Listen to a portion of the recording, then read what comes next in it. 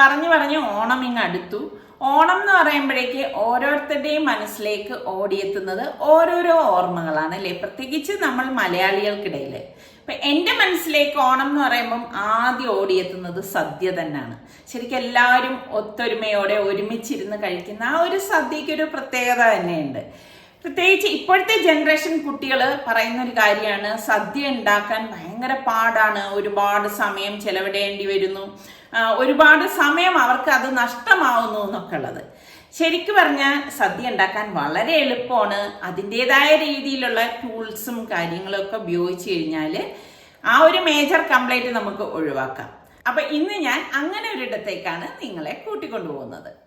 അപ്പം ഞങ്ങളിതേ പോകുമ്പോഴേക്ക് മോളെയും കൂട്ടിയിട്ടുണ്ട്. ഇപ്പോഴത്തെ ജനറേഷൻ കുട്ടികൾക്കെന്ന് പറഞ്ഞാൽ അടുക്കളയിൽ ഒരുപാട് നേരം നിന്നിട്ട് അവരുടെ സമയം നഷ്ടപ്പെടുത്താനൊന്നും താല്പര്യമില്ലാത്തവരാണ്. അപ്പം ഇങ്ങനെയുള്ളവർക്ക് വേണ്ടി ഇപ്പോൾ ഒരുപാട് കിച്ചൺ ഉപകരണങ്ങൾ മാർക്കറ്റിൽ ലഭ്യമാണ്. അപ്പോൾ അതൊക്കെ വച്ചിട്ട് നമ്മൾ ജോലി ചെയ്യുമ്പോഴേക്ക് വളരെ പെട്ടെന്ന് തന്നെ നമ്മളുടെ ജോലികളൊക്കെ ചെയ്തു തീർക്കാൻ പറ്റും.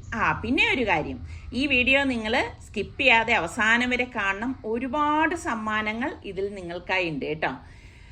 അപ്പോൾ ഇത് നമ്മുടെ ദൂരത്തൊന്നും അല്ല, വളരെ അടുത്താണ് ഈ ഒരു സ്ഥലം. അപ്പോൾ അങ്ങോട്ടേക്ക് പോയിട്ട് ബാക്കി വിശേഷങ്ങൾ എന്താണെന്ന് നോക്കാം.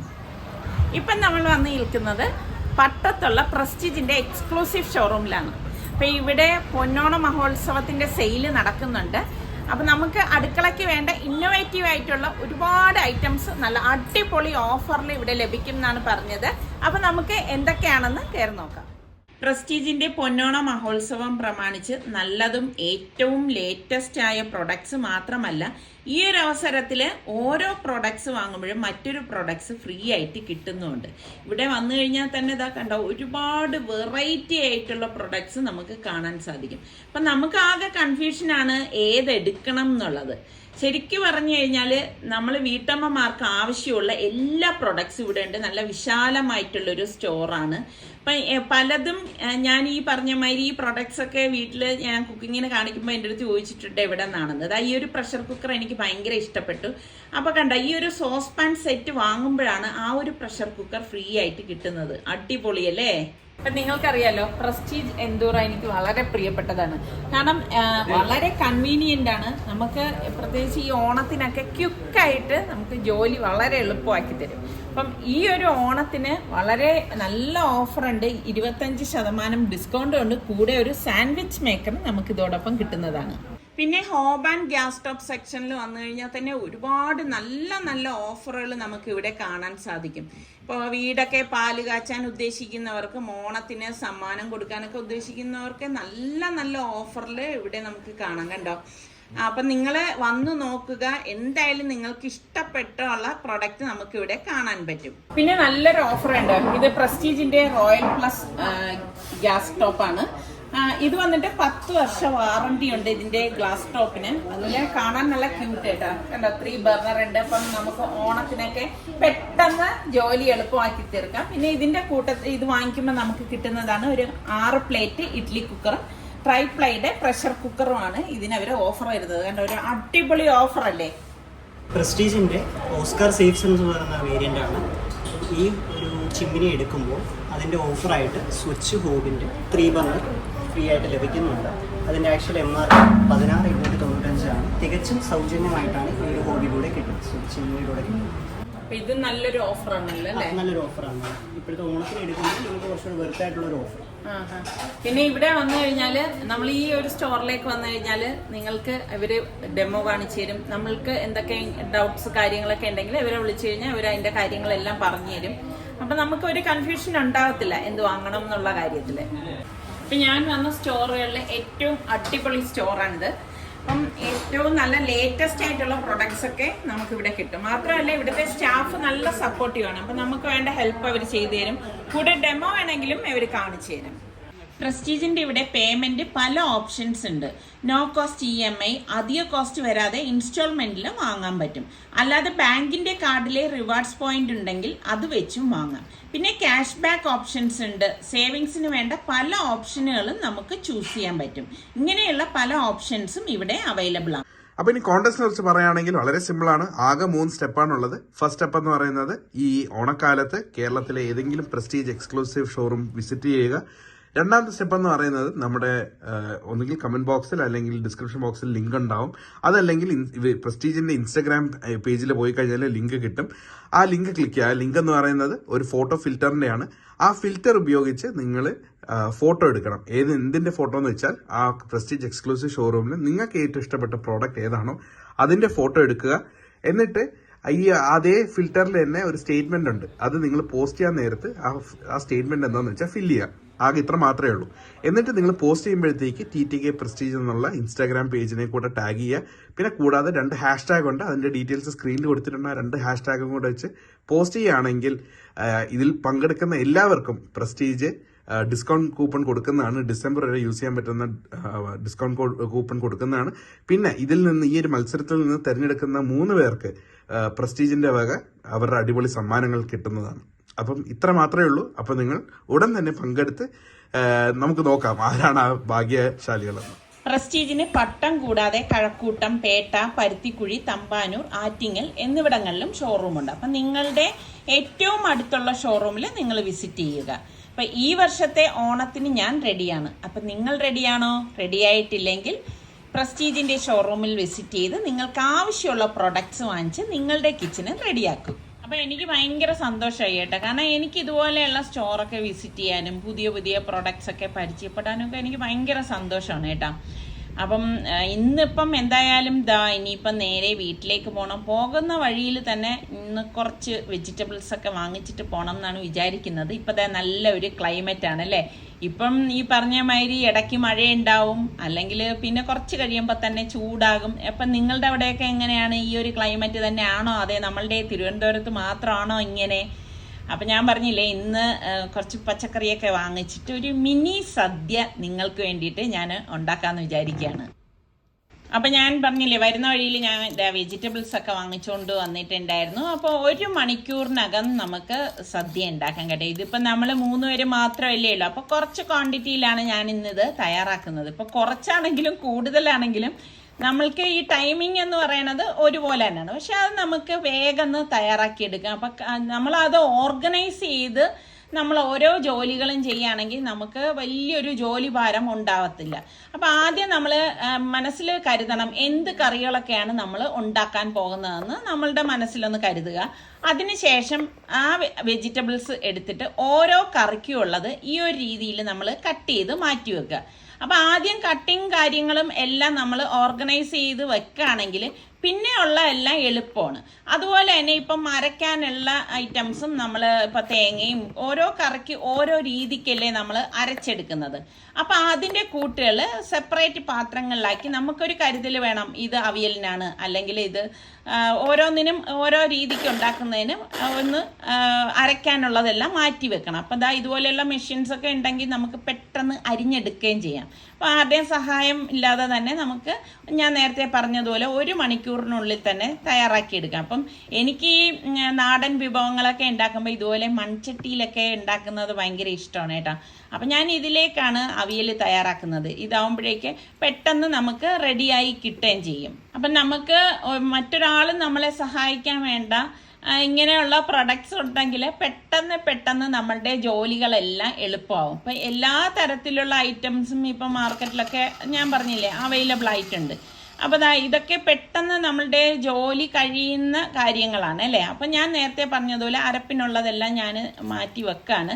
അപ്പം അതിനിടയിൽ നമ്മളുടെ കറിക്കുള്ളതെല്ലാം ഓരോന്നായിട്ട് ഞാൻ റെഡിയാക്കി എടുക്കുകയാണ്. അപ്പം നേരത്തെ ഞാൻ അവിയലിന് വെച്ചു. ഇതിപ്പം തോരന് വേണ്ടിയിട്ടാണ്. ക്യാബേജും ക്യാരറ്റും എന്ന് പറഞ്ഞാൽ തന്നെ പെട്ടെന്ന് റെഡിയായി കിട്ടുന്ന വെജിറ്റബിളാണ്. അപ്പം അതിൽ ഉപ്പിട്ട് ജസ്റ്റ് ഒന്ന് വഴറ്റേ വേണ്ടൂ, സംഭവം പെട്ടെന്ന് വെന്ത് കിട്ടുകയും ചെയ്യും.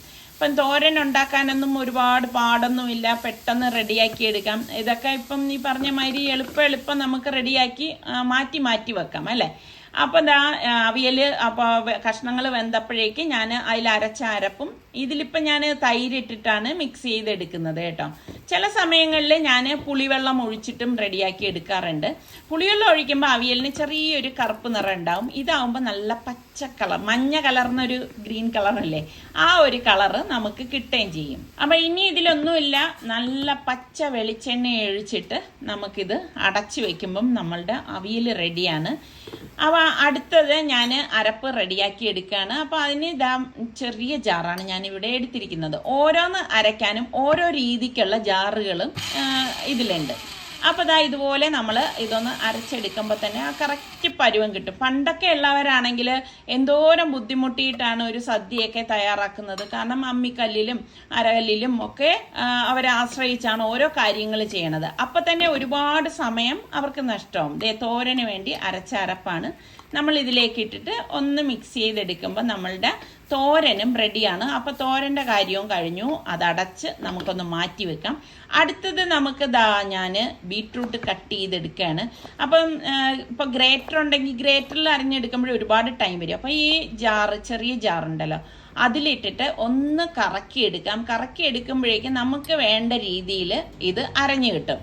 അപ്പോൾ ഇത് ഞാൻ ബീട്രൂട്ട് പച്ചടിക്ക് വേണ്ടിയിട്ട് ഒന്ന് ക്രഷ് ചെയ്തെടുത്തതാണ് കേട്ടോ. അതാ കണ്ടോ, നമുക്ക് വേണ്ട രീതിയിൽ ഇതൊന്ന് ക്രഷ് ചെയ്തെടുക്കാൻ പറ്റും. അപ്പം ഞാൻ എൻ്റെ പാൻ അടുപ്പത്തേക്ക് വെച്ചു. ഇതിലേക്ക് വെളിച്ചെണ്ണ ഒഴിച്ച് കടുകിട്ടു, വറ്റൽമുളകിട്ടു, കറിവേപ്പില ഇട്ടു. അതിനുശേഷം നമ്മൾ ഈ ക്രഷ് ചെയ്ത് വെച്ചിരിക്കുന്ന ബീട്രൂട്ട് ഇതിലേക്ക് ഇട്ടിട്ട് ഒന്ന് ഇളക്കി കൊടുക്കാം. പല രീതിയിൽ ഞാനിത് തയ്യാറാക്കി എടുക്കാറുണ്ട്. അപ്പോൾ ഇതിപ്പം കുറച്ച് വ്യത്യസ്തമായിട്ടുള്ള രീതിയിലാണ് റെഡിയാക്കി എടുക്കുന്നത്. അപ്പം മൂടി വെച്ച് കൊടുക്കാം. ബീട്രൂട്ട് ആയതുകൊണ്ട് തന്നെ പെട്ടെന്ന് റെഡിയായി കിട്ടുമല്ലോ. പിന്നെ ഞാൻ മിക്സിയുടെ ജാറിലേക്ക് തേങ്ങ, പച്ചമുളക്, കുറച്ച് ചെറിയ ജീരകവും കടുകും ലേശം മുളക് പൊടിയും കൂടി ഇട്ടിട്ട് ഒന്ന് കറക്കിയെടുക്കും. ഇതാ ഞാൻ പറഞ്ഞത് പല രീതിയിൽ ഞാൻ ഉണ്ടാക്കാറുണ്ടെന്ന്. അപ്പോൾ ഇതൊന്ന് കറക്കി എടുത്ത ശേഷം നമുക്കിതിലേക്ക് നല്ല കട്ടിയുള്ള തൈര് ഇട്ട് കൊടുക്കാം. തൈരും കൂടി ചേർത്തിട്ട് ഒന്ന് അടിച്ചെടുക്കും കേട്ടോ. അപ്പം നല്ല ടേസ്റ്റ് ആയിരിക്കും ഇതിന്. അപ്പം എന്താ അടിച്ചെടുത്തതിനെ ഇനിയിപ്പം ഞാൻ നമ്മളുടെ വെന്ത ആ ഒരു ബീട്രൂട്ടിലേക്ക് ഒഴിച്ചു കൊടുക്കാം. അപ്പോൾ അതിന് മുൻപ് ഒന്ന് ഇളക്കി കൊടുക്കുകയാണ്. ഇതുപോലെ ഒന്ന് ഒഴിച്ച് ഒന്ന് ഇളക്കി മിക്സ് ചെയ്തെടുക്കണം. ഈ ഒരു രീതിയിലാണ് ഇളക്കിയെടുക്കാനുള്ളത്. അപ്പം കുറച്ച് ഒന്ന് ലൂസാവണം തോന്നിയാൽ കുറച്ച് വെള്ളം കൂടി ഒഴിച്ചിട്ട് ഒന്ന് ഇളക്കി കൊടുത്താൽ മതി. ഇത് ഇരുന്നിട്ട് ഒന്ന് കുറുകിക്കോളും കേട്ടോ. അപ്പം നമ്മളുടെ ബീട്രൂട്ട് പച്ചടിയും റെഡി ആയിട്ടുണ്ട്. അപ്പം ഇതും ഞാൻ അടച്ചൊന്ന് മാറ്റി വെക്കുകയാണ്. അടുത്ത് ഞാൻ കുറുക്ക് കാളൻ ഉണ്ടാക്കാൻ വേണ്ടി പച്ച ഏത്തക്കായ എടുത്തിരിക്കുകയാണ്. അപ്പം ഏത്തക്കായ ഞാൻ തോലൊന്നും കളഞ്ഞിട്ടില്ല, നന്നായിട്ടൊന്ന് കഴുകിയ ശേഷം ഈ ഒരു രീതിയിൽ കട്ട് ചെയ്തെടുക്കുകയാണ്.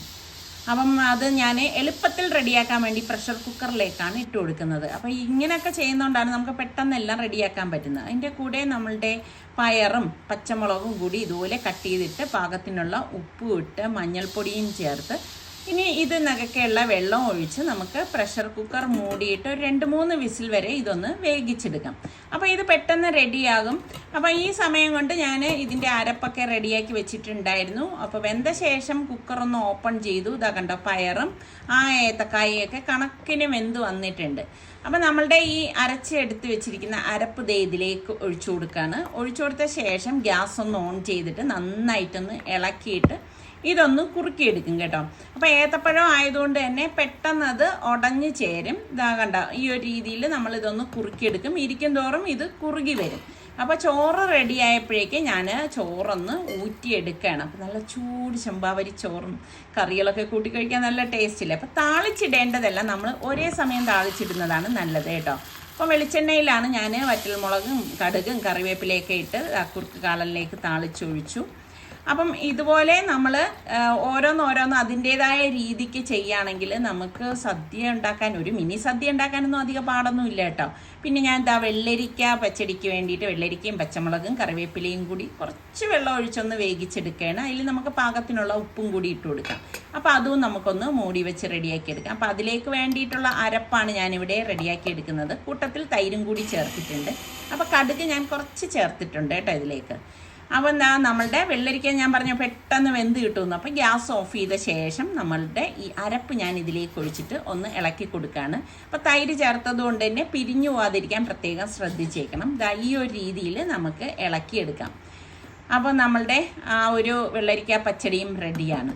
അപ്പം നമുക്ക് ഇത് താളിച്ചത് ഇതിലേക്ക് ഒഴിച്ചു കൊടുക്കാം. അപ്പോൾ താളിക്കുന്നതെല്ലാം നമ്മൾ ഒരേ സമയം ഇതുപോലെ താളിച്ചൊഴിക്കുകയാണെങ്കിൽ ആ ജോലിയും നമുക്ക് എളുപ്പമായിരിക്കും. അപ്പം നമ്മുടെ ബീട്രൂട്ടിലേക്ക് ഞാൻ താളിച്ച് ഒഴിക്കുകയാണ്. ഇനിയുള്ളൊരു സംഭവം നമുക്ക് പപ്പടം വറുത്തെടുക്കണം.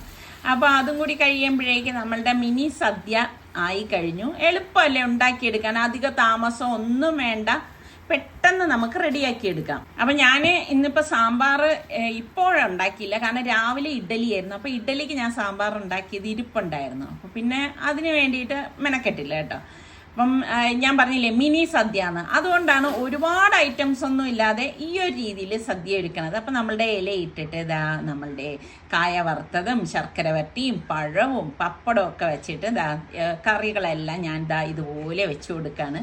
അപ്പം എങ്ങനെയാണ് നിങ്ങൾക്കൊക്കെ സദ്യ ഇഷ്ടമുള്ള എത്ര പേരുണ്ട്? ശരിക്കും ഈ ഇലയിൽ നമ്മൾ സദ്യ കഴിക്കുമ്പോൾ എന്തൊരു സന്തോഷമാണ് അല്ലേ? എനിക്ക് അങ്ങനെയാണ് കേട്ടാ. നിങ്ങൾ അങ്ങനെയുള്ള എത്ര പേരുണ്ടെന്ന് പറയണേ. അപ്പം ഇന്നത്തെ മിനി സദ്യ നിങ്ങൾക്ക് ഇഷ്ടമായെന്ന് വിശ്വസിക്കുന്നു. പിന്നെ സദ്യകളിൽ നിങ്ങൾക്ക് ഏറ്റവും ഇഷ്ടപ്പെട്ട കറികൾ ഏതാണെന്ന് കൂടി ഒന്ന് കമൻറ്റ് ചെയ്യുക കേട്ടാ. ഞാൻ കഴിഞ്ഞ വീഡിയോയിൽ സൽമാൻ ഒരു സന്തോഷ വാർത്ത ഉണ്ടെന്ന് പറഞ്ഞില്ലേ, അപ്പം എല്ലാവരും ചോദിച്ചിട്ടുണ്ടായിരുന്നു അതെന്താണ് പറയാത്തതെന്ന്. അത് വീഡിയോ ലെങ്തി ആയതുകൊണ്ടാണ് അതിനെക്കുറിച്ച് കൂടുതൽ പറയാത്തത്. അപ്പം നമ്മളുടെ സൽമാന് അവരുടെ ഓഫീസിൽ ഇടയ്ക്കിടയ്ക്ക് ഇങ്ങനെ കോഴ്സ് ചെയ്യാനുള്ള അവസരങ്ങളുണ്ട്. അപ്പം ഈ ഒരു കോഴ്സ് ചെയ്തതിൻ്റെ ഭാഗമായിട്ട് സൽമാന് സെലക്ഷൻ കിട്ടി ഫ്രാൻസിലേക്ക് പോകാൻ. അങ്ങനെ ഇപ്പം സൽമാൻ ഫ്രാൻസിലേക്ക് പോവുകയാണ്. ഇപ്പം സൽമാനെ വിടാൻ വേണ്ടിയിട്ട് നമ്മൾ എയർപോർട്ടിലാണ് ഇപ്പോഴേക്ക് പോകുന്നത്. അപ്പോൾ ദേ മോള് നല്ല ഉറക്കം. എമിറേറ്റ്സിൻ്റെ 4 മണിക്കുള്ള ഫ്ലൈറ്റാണ്. അപ്പോൾ അത് കാരണം ഞങ്ങൾ ഇവിടെ നിന്ന് 1 മണിയായപ്പോൾ തന്നെ ഇറങ്ങിയായിരുന്നു. അപ്പോൾ സൽമാനൊന്നും രാത്രി ഉറങ്ങിയതേ ഇല്ല കേട്ടോ. അപ്പോൾ എൻ്റെ അടുത്ത് പറഞ്ഞിരുന്ന് 12:30 ആകുമ്പോഴേക്കും നമുക്ക് വീട്ടിൽ നിന്ന് ഇറങ്ങണം എന്നാണ് പറഞ്ഞിരുന്നത്. അപ്പം ഞാൻ 12:30 ആയപ്പം ഇച്ചിരി നേരം ഉറങ്ങിയ ശേഷമാണ് വന്ന് നോക്കുമ്പോൾ ഇവർ രണ്ടുപേരും ഉറങ്ങിയിട്ടേ ഇല്ല കേട്ടോ. അവരിങ്ങനെ എല്ലാം റെഡി ആയിട്ട് ഇങ്ങനെ കാത്തിരിക്കുകയായിരുന്നു. അപ്പോൾ ഇപ്രാവശ്യം ഞാൻ പറഞ്ഞ നമ്മളാണ് ഇപ്രാവശ്യം ലേറ്റായത്, മറ്റേത് ഇവരാണല്ലോ ലേറ്റാവുന്നത്. അപ്പം ഇനിയിപ്പം സൽമാന് സ്റ്റോപ്പ് ഓവർ ഉണ്ട് കേട്ടോ ദുബായിൽ. അപ്പം അത് കഴിഞ്ഞിട്ടായിരിക്കും അവിടെ നിന്ന് അങ്ങോട്ടേക്ക് കണക്ഷൻ ഫ്ലൈറ്റ് ഉള്ളത്. ഇപ്പം അതാ കണ്ട രാത്രി ആയത് കാരണം റോഡൊക്കെ നല്ല വിജനമായിട്ടിരിക്കുകയാണ്. അപ്പം നമ്മൾ ഉദ്ദേശിക്കുന്ന സമയത്ത് തന്നെ എയർപോർട്ടിലേക്ക് എത്താനും സാധിക്കും. അപ്പം അതുകൊണ്ടാണ് ഞാൻ കുറച്ച് നേരം ഒന്ന് ഉറങ്ങിയത്. ഇപ്പോഴെന്ന് വെച്ചാൽ ശരിക്കും ഉറക്കം കിട്ടിയില്ലെങ്കിലും ബുദ്ധിമുട്ടാണ്. പിന്നെ ഇപ്പത്തെ കാര്യം പറഞ്ഞു കഴിഞ്ഞാൽ ഇപ്പോൾ ചുരുക്കം പറഞ്ഞാൽ മക്കൾ 3 പേരും സ്ഥലത്തില്ല. നമ്മളും ഫാബിമോളും സനമോളും മാത്രമേ ഉള്ളൂ. സനമോളുള്ളത് തന്നെയാണ് വലിയൊരു ആശ്വാസം എന്ന് പറയുന്നത്. അപ്പം നിങ്ങളെല്ലാവരും പ്രാർത്ഥനയിൽ നമ്മളെല്ലാവരെയും ഉൾപ്പെടുത്തണം. നമ്മളുടെ സനമോൾ ആ സമയമായപ്പോൾ ഉണർന്നു, അവൾ പപ്പായുടെ കയ്യിലിരിക്കുകയാണ്. അപ്പം സൽമാന് കുറച്ച് ദിവസത്തേക്കാണെങ്കിലും ഇച്ചിരി സങ്കടം ഇല്ലാതൊക്കെ ഇല്ല. കുഞ്ഞിനെ പിരിഞ്ഞൊക്കെ പോകുമ്പോഴേ എത്രയായാലും കൊച്ചുമക്കൾ തന്നെയാണ് അല്ലേ? കുഞ്ഞായിരിക്കുമ്പോൾ ആ ഒരു ലാളന എന്ന് പറഞ്ഞാൽ അതൊരു പ്രത്യേക സുഖം തന്നെയാണ്. അപ്പം നമ്മൾ എയർപോർട്ടിൽ എത്തിയപ്പോഴേക്ക് കാർ പോലും അവിടെ പാർക്ക് ചെയ്യാനായിട്ട് നമുക്ക് കഴിഞ്ഞിട്ടില്ല. കാരണം നല്ല റഷായിരുന്നു കേട്ടോ. അപ്പോൾ എമിറേറ്റ്സിലല്ലേ പോണത്, അപ്പോൾ ദുബായിലേക്ക് പോകാനുള്ളവരും ഒക്കെ ഉണ്ടെന്ന് തോന്നുന്നു. അപ്പോൾ ഞാൻ പറയുന്നുണ്ട് സൽമാൻ്റെ അടുത്ത് നല്ല തിരക്കാണല്ലോ സൽമാനെ എന്ന് പറഞ്ഞപ്പോൾ സലു പറഞ്ഞ് ഇനിയിപ്പം ഉമ്മയും ഫാബിയും അങ്ങോട്ടേക്ക് യാത്ര അയക്കാൻ വരണം എന്നില്ല, ഞാൻ പൊക്കോളാം എന്ന് പറഞ്ഞു. പക്ഷേ എന്നാലും നമുക്കിങ്ങനെ എയർപോർട്ടിലേക്ക് വന്ന് നമ്മളൊക്കെ എത്ര യാത്ര ചെയ്തിട്ടുണ്ടെങ്കിലും ഇതുപോലെ ഓരോരുത്തരെ യാത്ര അയക്കാൻ വരുമ്പോൾ ഒരു പ്രത്യേകതയാണ് കേട്ടോ. നമ്മുടെ പഴയ കാര്യങ്ങളും ഒക്കെ ആ സമയം ഒന്ന് ഓർത്തു പോകും കേട്ടോ. അങ്ങനെ ഇപ്പം അവർ എന്തൊക്കെ കുറച്ച് സംസാരിക്കുകയാണ്. അതൊക്കെ കഴിഞ്ഞതാ ഇപ്പോൾ നേരമായി. അപ്പോൾ സൽമാൻ പറഞ്ഞു ഇനിയിപ്പം എന്തായാലും നിൽക്കാൻ നേരമില്ല, പോവാണെന്ന് പറഞ്ഞു. അപ്പോൾ ഇതൊക്കെയാണ് നമ്മളുടെ ഇന്നത്തെ വിശേഷങ്ങൾ എന്ന് പറയുന്നത്. അപ്പം നമ്മളുടെ ചാനൽ കണ്ടുകൊണ്ടിരിക്കുന്നവരിൽ സബ്സ്ക്രൈബ് ചെയ്യാതെ കാണുന്ന ആരെങ്കിലുമൊക്കെ ഉണ്ടെങ്കിൽ നിങ്ങൾക്ക് ഇഷ്ടപ്പെടുകയാണെങ്കിൽ സബ്സ്ക്രൈബ് ചെയ്യാനോ ബെല്ലൈക്കൺ പ്രസ് ചെയ്യാനോ ഒന്നും മറന്നു പോരുത് കേട്ടോ. അപ്പോൾ ഓൾ എന്നൊരു ഓപ്ഷൻ വരും, അതും കൂടി ക്ലിക്ക് ചെയ്യുമ്പോഴേ ഞങ്ങൾ വീഡിയോസൊക്കെ പോസ്റ്റ് ചെയ്യുമ്പോൾ നോട്ടിഫിക്കേഷൻ കിട്ടത്തുള്ളൂ. അപ്പോൾ അടുത്ത് നമുക്ക് നല്ല റെസിപ്പിയോ വ്ളോഗായിട്ടൊക്കെ കാണാം. അതുവരയ്ക്കും എല്ലാവർക്കും ബൈ.